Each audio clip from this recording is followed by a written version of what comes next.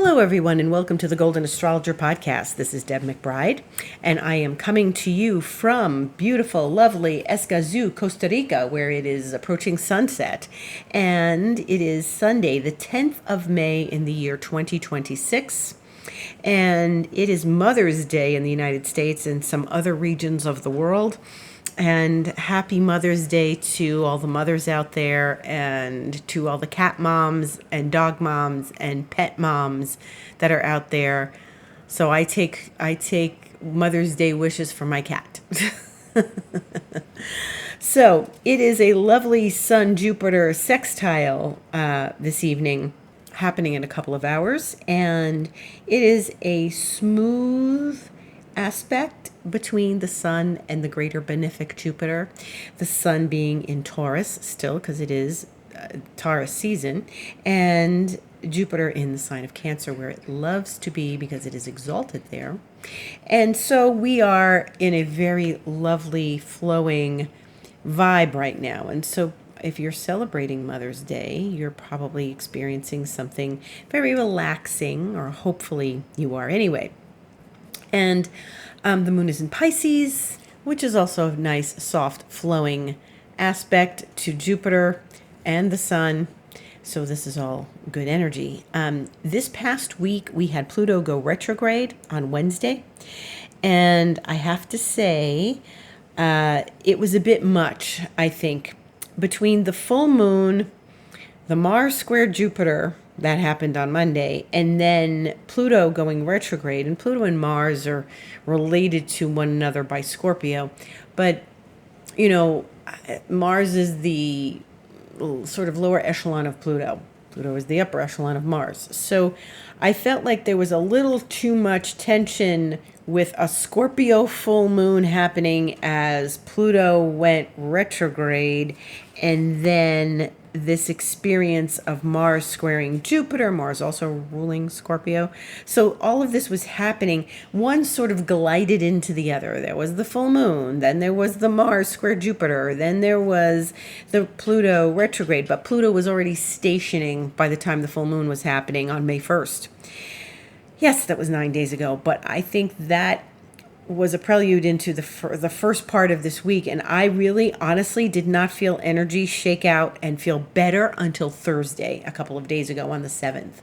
So I feel like there was a lot of intensity, a lot of Pluto-Mars power struggles with oneself and possibly others, but really then a certain amount of anger, whether it was bubbling under the surface or coming up in your face, or you were just walking around seething, there was that. And so that was, I feel like that was really a bit much. Now, the other thing that's happened is I've had 3 people go to the hospital that I know about, or 2 that I know personally, and the other person was the father of a friend of mine. 3 people go to the hospital this past week. So, you know, my one friend who's in Aries cut her hand open on Monday with the Mars-Jupiter square. So she's in Aries with the moon in Cancer and Cancer rising. And her hand got sliced right open by a can of cat food. So she dropped it, went to urgent care, and had to have her hand bandaged up, but there's some sort of gluey substance they put on her hand instead of stitches, which she begged them not to give her. So that was something Marsy right there. And she said to me Tuesday, "Oh, I don't know what was happening to me yesterday." I'm like, "Oh yeah, it's Mars Jupiter."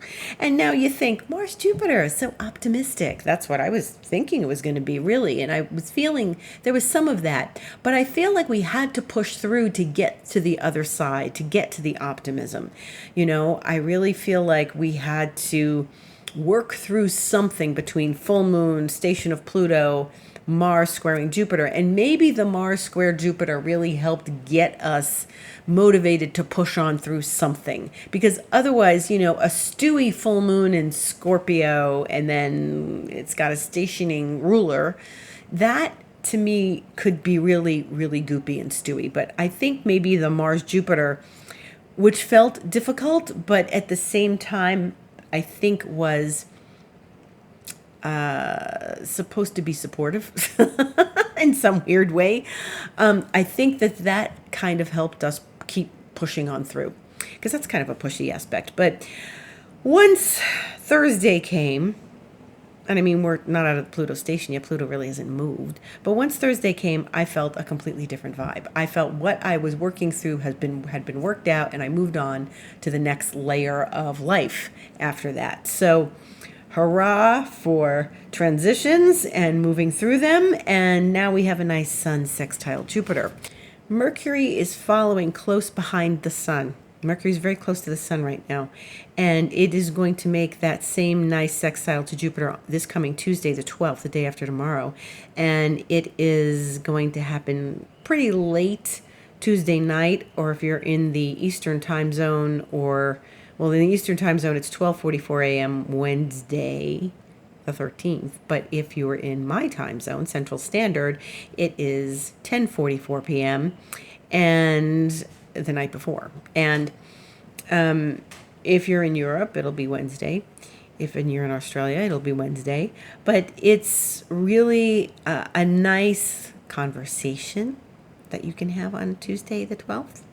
So that's really something special and lovely, and happening at the same time that the moon is going to conjunct Neptune in Aries. So that's pretty nice.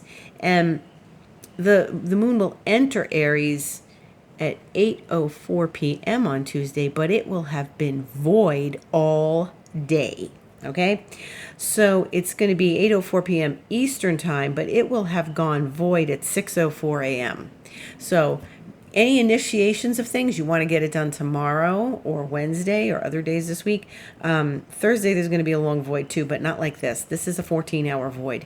And so I would say, if you really feel like you need time to do some launching of things or exploration of things, and you're not just carrying out business as usual, then I would not choose Tuesday the 12th as the day this week to start launching things. Which brings me to the next topic. I am about to launch a program, and I haven't launched a program in a really long time, and I'm very excited about it. And I'm going to be sending out the details, I believe, tomorrow. I was going to send it out today, and then I said, well, first of all, there was a bit of a void this morning, but everyone in my inbox is talking about Mother's Day. And I didn't want my new program to get lost among the Mother's Day emails, and Mother's Day should have its own thing. And tomorrow's Monday, so it's good to talk about a new thing on a Monday.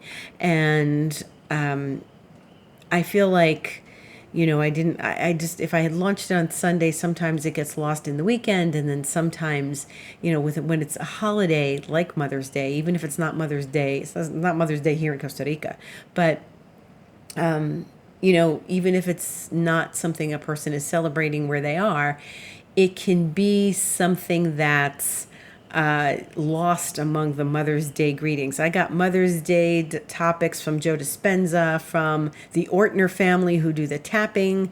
I got all sorts of Mother's Day emails in my inbox. So I just decided to wait until tomorrow. But this is going to be an 8-week program, and it'll get explained in the email tomorrow. So if you are not on my mailing list,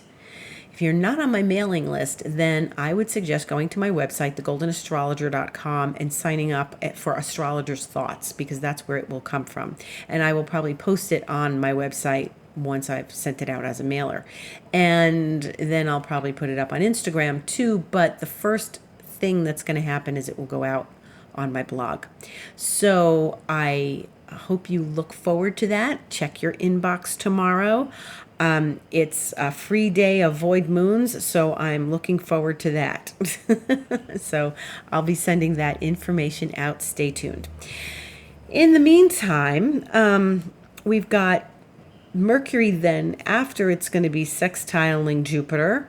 It's going to be conjuncting the Sun. Like I said, it's following close behind the Sun on Thursday the 14th, and they're going to be conjunct in Taurus at 10:24 a.m. Eastern time.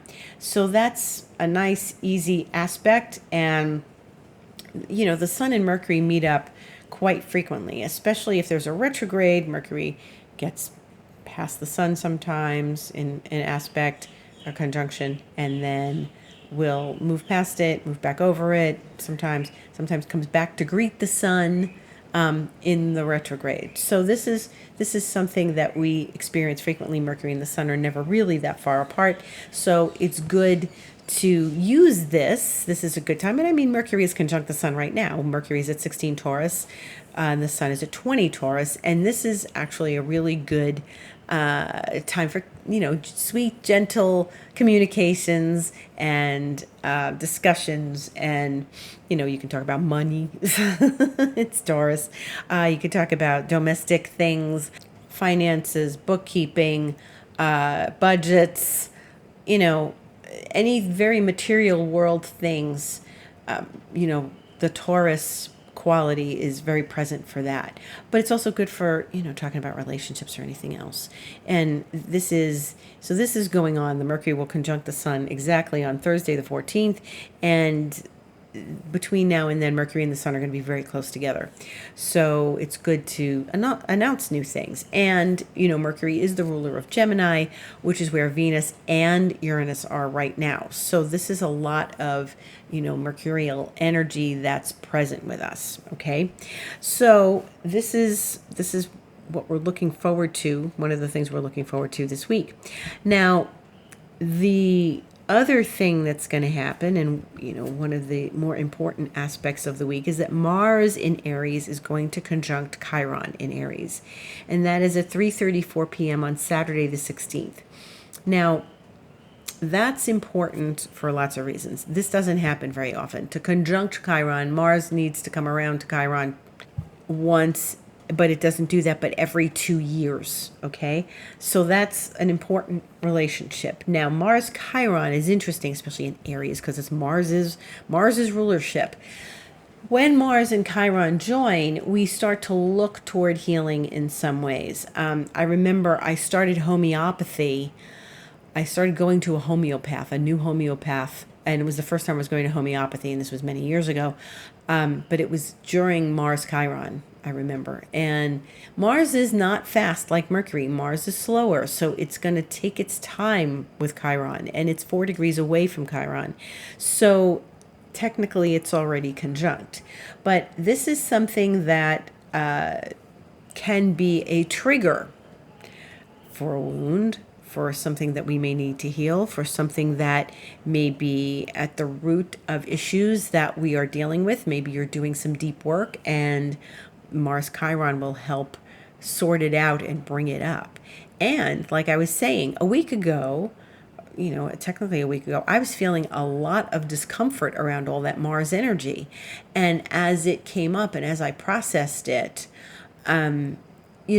that helped me release wounds from the past. And so this could be another quality to that, because Mars has still been in Aries all this time, these last few weeks. And so coming to Chiron, if you were feeling things from the full moon, from the station of Pluto, from all this Mars Jupiter, Mars Chiron can actually assist you in settling into how that wound, or if that wound, how it affected you. Was it a deep trauma? Is it something else? And do be careful, because Mars and Chiron are really in a place of, of fire. And we want to be careful that we're not spitting fire at everyone that we meet if that wound starts to surface. We've got 4 entities in Aries. We've got Neptune, we've got Saturn, we've got Mars, we've got Chiron. I say entities because Chiron's not really a planet, and it doesn't carry the weight of a planet, and it also doesn't behave like a planet. I don't think Chiron behaves like a planet. I think when I have had Chiron transits, they do not behave in the way that I expect. And so Mars and Chiron together at the end of Aries could really be something powerful if you allow yourself the space, and it's a weekend, why not? Allow yourself the space to sit with yourself and work through any wounds that may be coming to the surface, and things may really come to the surface, right? So things are going to get sorted out on Saturday, because we also have a new moon that day in Taurus. Now, this is a lot of energy, I think. So I think Saturday is one of the bigger days of this week. there's all this nice Mercury Sun and then Mercury and Jupiter and Sun Jupiter right now and stuff. But I think that Saturday is really the day I'm looking at where all the bigger stuff surfaces. Now, it's a new moon, yes.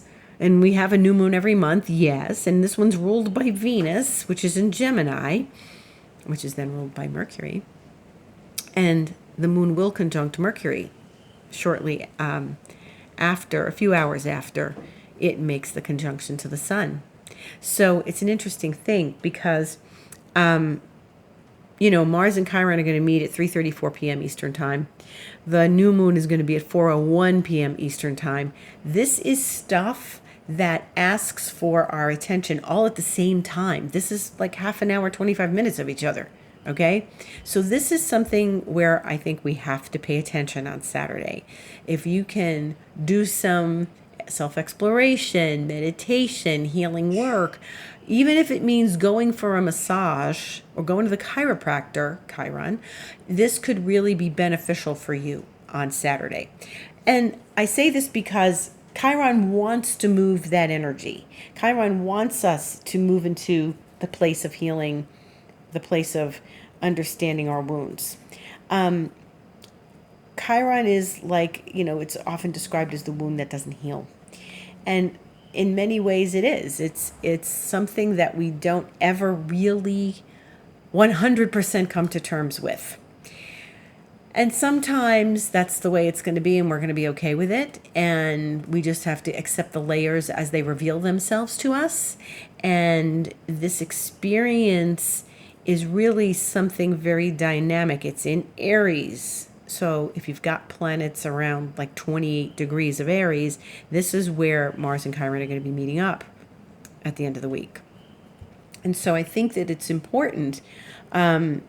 It's important to really sort of review things as we move into this experience. Now, the new moon in Taurus is not meeting with Uranus anymore, right? Because Uranus is left. And actually, if this had been a few weeks ago, it would have been. But it would have been meeting with that Uranian influence. But it's not anymore because now Uranus is in Gemini. However, the new moon is meeting with Mercury because Mercury is going to be right there with that new moon a few hours later. And so this is very interesting because it's a very mercurial new moon. So I expect that information will come forward about our wounds, maybe about our finances because it's a new moon in Taurus. But Mercury is going to enter Gemini, its own sign, at 6:26 a.m. the next day, Sunday the 17th. So what's happening is the new moon happens and it's with Mercury. And so that helps us communicate our feelings a little better. And Mercury then shifts into its own sign within hours. But also, right after this new moon, at 10:23 p.m. Eastern Time, the moon is going to go into Gemini. So the moon is going to cross the sun at 4:01 p.m. It's going to cross Mercury at 9:02 p.m. And then it's going to leave Taurus and go into Gemini at 10:23 p.m. And then it's going to greet Uranus at 12:16 a.m. Sunday morning. And just as Mercury enters Gemini at 6:26 a.m. So all of this Taurus moon is getting a big dose of Mercury, and then everything's going into Gemini. So it's very interesting because this is not sort of everything's in Taurus and they're slow, sort of mulling over things. Everything's just speeding on into Gemini. And when we wake up on Sunday morning, we're going to have 4 planets in Gemini. Okay, we're going to have Uranus and Venus, which are already there. And then we're going to have the moon and Mercury there. So I think this is going to be very, very dynamic. Okay, this is really dynamic. You better process that new moon fast because we're moving into new territory immediately afterwards. And so whatever might not be considered conversation worthy on Saturday is going to be conversation worthy on Sunday. And maybe, and my gut instinct tells me that Mars is still hanging out with Chiron at the end of Aries, at the end, the bitter end of Aries. Mars doing that is gonna still rake up some stuff about the old wound. Okay.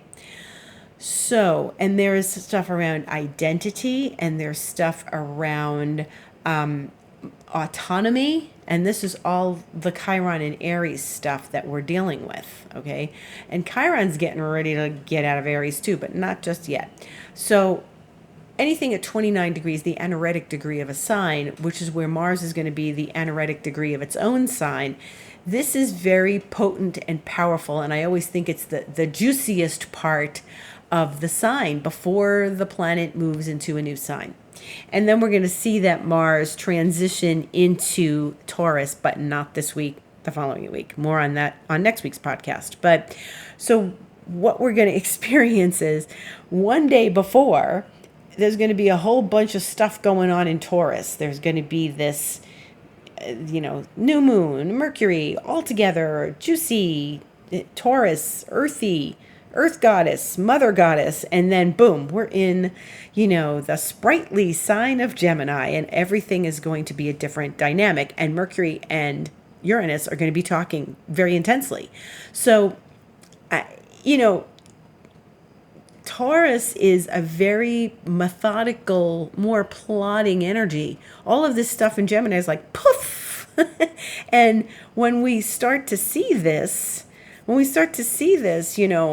Sunday, it's gonna be like you wake up and it's like, whoa, what just happened? Now I've got full of information. My brain is on fire and I've got too much going on, because Mercury is going to like zip on over to its new friend Uranus, hanging out in its own sign and saying, hey, how do you like it here? Let's talk. What's going on with you? What are you feeling now that you're in my house? So, and then the moon is going to do that too. So we're going to have this moon, Mercury, Uranus thing going on from Saturday night into Sunday morning. And that's a lot of energy. So it's interesting because in one sense, they are having a conversation directly in the sign of Taurus, but then they easily slide together into the next arena. And so they're still having the conversation. So it goes from that earthy conversation to a much more intellectual, brainy, maybe comical conversation. And maybe the wounds that we felt on Saturday that are coming up, we can see them in a different light because we have a different perspective. And I really think that this is an interesting perspective shift from Saturday to Sunday. From something very deep. The moon is exalted in Taurus, and so it's going to be in its sign of exaltation, and this is going to be this nice, juicy, nurturing influence, and all of a sudden it's like, whoop, get up, the trumpet's blowing, and here we are, it's Sunday morning. Like, what just happened? I half expect the wood rails to be outside squawking outside my windows Sunday in the middle of the night, and God knows that it's like 4 a.m. with them or 4 p.m. I don't know what their schedule is, but they are loud. And apparently they're Costa Rican turkeys, but they look kind of like a hen, but they make this ee-ah, ee-ah, ee-ah sound, and it's sort of a clucking. I can't make the clucking sound with that ee-ah sound, but that's what they do. So I half expect them to show up Sunday morning, but I'll let you know on next week's podcast. But this is a very warm, nurturing, safe feeling new moon, and a safe space to explore the wound of Mars Chiron. So I like that the new moon is sort of cuddling us with our blanket and our tea and our pillow, and that we're going to get this sort of warmth of the new moon, but don't get too comfortable because boom, everything's going into Gemini. So I'm fascinated by what this is going to bring us. So stay tuned, and I expect that things are going to be a bit rattled.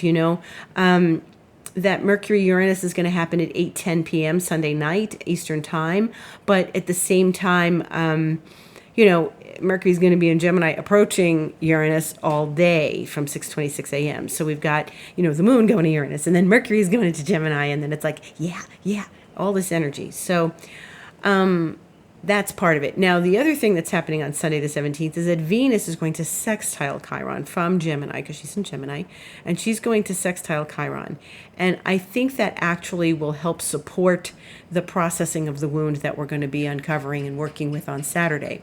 So, or maybe you'll feel it Friday. There's not a lot of aspects on Friday, Moon square Pluto, but there's not a lot of aspects happening on Friday. So, I think that Saturday, Sunday transition is the big energy of the week. I think that's where the bigger stuff is coming in. So Monday, tomorrow, is a good day to get things done. You know, it's, even though the moon's in Pisces, it's a good day to get a lot done. Tuesday, run errands, do laundry, return phone calls, return emails. Wednesday, I would say you can do what you need to do, get a lot done, reach out to people, Mercury sextile Jupiter. Thursday, there's going to be a 5-hour void from 5:30 p.m. until 10:30 p.m. Eastern time, so adjust for your time zone. That's going to be something, even though we have a nice Sun Mercury happening, it's still the void moon in Aries. And Friday is good to get things done. The moon is going to go void later on Saturday night. So, you know, it's going to be not a very long void moon at all, 9:02 p.m. to 10:30. And that's when that whole action happens. And then we go into Sunday, and that's fine. So the day really to not take new initiatives is Tuesday. There's plenty to do. There's plenty to follow up on Tuesday. Use Tuesday as that sort of middle week time to get those other things done. And our friends Pluto and Saturn and Neptune are still there. And Neptune is really starting to move into an exact sextile with Pluto, which is very smooth. But it's also, you know, most of the 20th century, Neptune and Pluto were in sextile. And that is an underlying balance for everyone born in the better part of the 20th century. So I have that aspect. Many of you listening to me have that aspect with Neptune and Pluto in sextile. And you know, there was a point a bunch of years ago where Neptune wasn't that far away from Pluto, and so it was a different kind of dynamic. But this is a smooth conversation between two outer planets that are essentially about transforming our lives. And so when those guys are in balance, I feel like there's a little more of an undercurrent of that balance and of that support that we need. Okay? Saturn's moved a significant distance away from Neptune. Saturn's now at 10 degrees Aries and Neptune's at 3. So when we look ahead, Saturn's really going to be, you know, moving further and further. By next Monday, the 18th, Saturn will be at 11 degrees, and it's really, they're not going to be in conjunction anymore. And I would say that's really, at this point, I'd say it's maybe still conjunction-ish. But once we get into next week and the weeks after and stuff, I would say we're really moving out of the Saturn-Neptune exactitude. It's really going away. And so we're not going to feel that. It's lit the match in Aries. It lit the match. It started the fire going. Things are happening. And even though Saturn and Neptune have met, just because bigger events haven't happened, and then there were bigger events, but there are other bigger events that are still, I think, coming. It's because the match was lit. You know, I always use COVID as an example. The Saturn-Pluto got together in January of 2020. It was like the first weekend in January, the second weekend in January. And nobody knew anything about that. There were rumblings about all of that, but it really hit and it started to affect people in March, okay? And then the bigger things came later and later and later in the year, and then the following year, and that went on for a couple of years, really, and we're still seeing the effects of it. But that did not happen that weekend of the exact conjunction. So even though February was a few months ago, and that's when Saturn and Neptune got together, you know, there's still, it sets the tone. It gets the alchemical wheel turning. And so we have yet to see a lot of the effects of the Saturn-Neptune that got together 2 months ago. Yes, we saw some exact things, but there's more. There's more coming. So even though they're moving apart, even though Saturn's moving on its way and getting away from Neptune and not really going to go back and make that conjunction again, it's going to really encourage us to stay alert, because there's other effects, there's other results from that consciousness shift.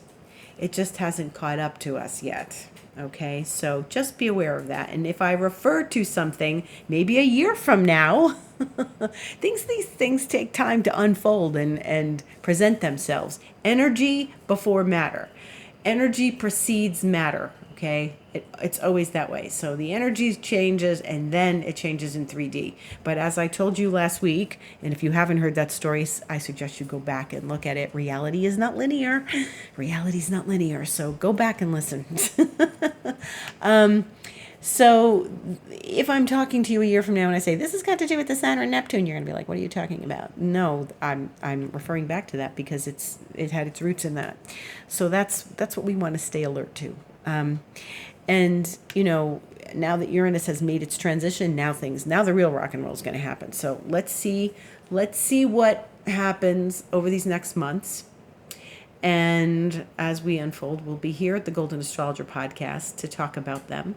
And if you want to send me an email and, ask me something or have some thoughts about these things, certainly write to me at info@thegoldenastrologer.com, deb@debmcbride.com.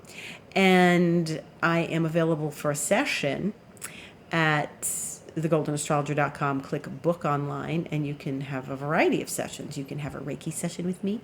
You can have an astrology session with me. You can join me in expansion mentoring, 3 months, 6 months, 12 months.